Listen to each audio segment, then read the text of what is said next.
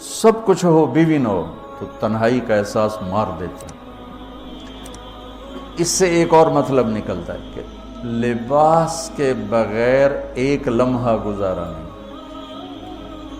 سارا دن پانی نہیں پیتے ہیں نا، اب میں بیان میں پانی پی رہا ہوں، لیکن 16 گھنٹے تو گزارے ہیں نا، پانی نہیں پیا، کھانا نہیں کھایا، 16 سیکنڈ لباس کے بغیر گزار سکتے ہیں؟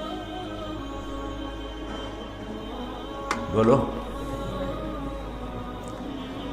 کوئی بھی کمرے میں نہ ہو، تم تنہا ہو، تم کپڑے اتارو تو تم اپنے آپ کو عجیب فیل کرو گے، تم خود اپنے آپ کو چادر میں چھپانے کی کوشش کرو گے۔ ان لباس ایک ایسی زبردست ضرورت ہے بلا دلیل کہ تم تنہا کمرے میں بھی کپڑے اتارو تو تم اپنے آپ کو عجیب سا محسوس کرتے ہو۔ اس سے پتہ چلا کہ بیوی کے بغیر کوئی زندگی نہیں ہے اور خامد کے بغیر عورت کی کوئی زندگی نہیں ہے۔ یہ ہمارا بدبخت معاشرہ ہندی کہ کسی بچی کو طلاق ہو جائے وہ گل سڑ کے مر جاتی، اس کی شادی نہیں ہوتی۔ کوئی جوان بچی بیوہ ہو جائے وہ سسک سسک کے مر جاتی، اس کی شادی نہیں ہوتی۔ کوئی 40-50 سال کا ہو جائے مرد، اس کی بیوی مر جائے، کوئی اس کو لڑکی دینے کے لیے تیار کوئی نہیں۔ اور لباس کا لفظ بتاتا ہے کہ شادی کے بغیر انسان ننگا ہے، اور ننگے انسان کا کوئی کہیں بھی گزارا نہیں ہے۔ لفظ لباس بتاتا ہے کہ ہم اس چیز کو رواج دیں کہ شادیاں ہوں، بیوہ کی شادی ہو، مطلقہ کی شادی ہو، کوئی اس کی بیوی مر جاتی ہے۔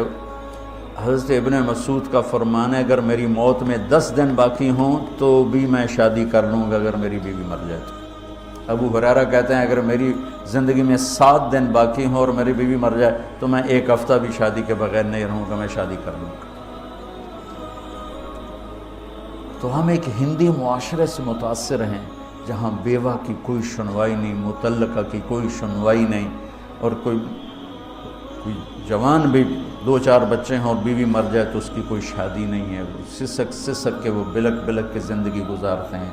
ہم لوگ اس کو رواج دیں۔ لباس، لفظ لباس بتا رہا ہے کہ جیسے لباس کے بغیر ایک لمحہ آدمی چین سے نہیں بیٹھ سکتا، ایسے ہی اس رشتے کے بغیر زندگی میں کوئی خوبصورتی نہیں، کوئی حسن نہیں۔ میں نے جیسے کہا لباس سب سے قریب ہے، تو اس کے بعد بیوی کا حق سب سے پہلے آ جاتا ہے۔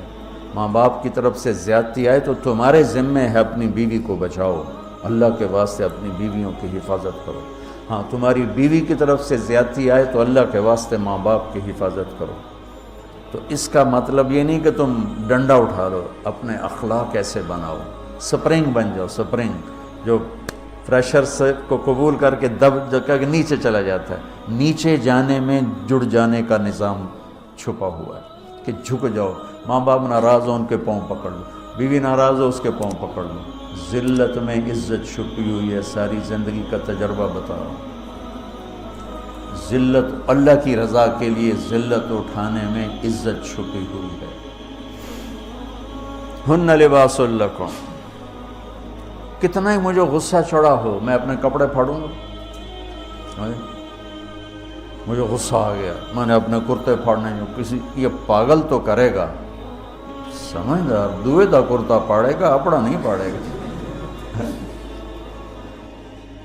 اب مجھے بیوی پہ غصہ چڑھ گیا تو میرا لباس ہے، اس کو تار تار کر دوں، گالیاں دوں، تھپڑ ماروں، تو ایسا ہی جیسے میں اپنے کرتے کو پھاڑ رہا اور اپنے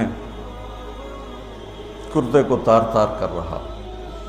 بیوی کو غصہ چڑھے تو وہ اپنے کپڑے پھاڑتی ہے۔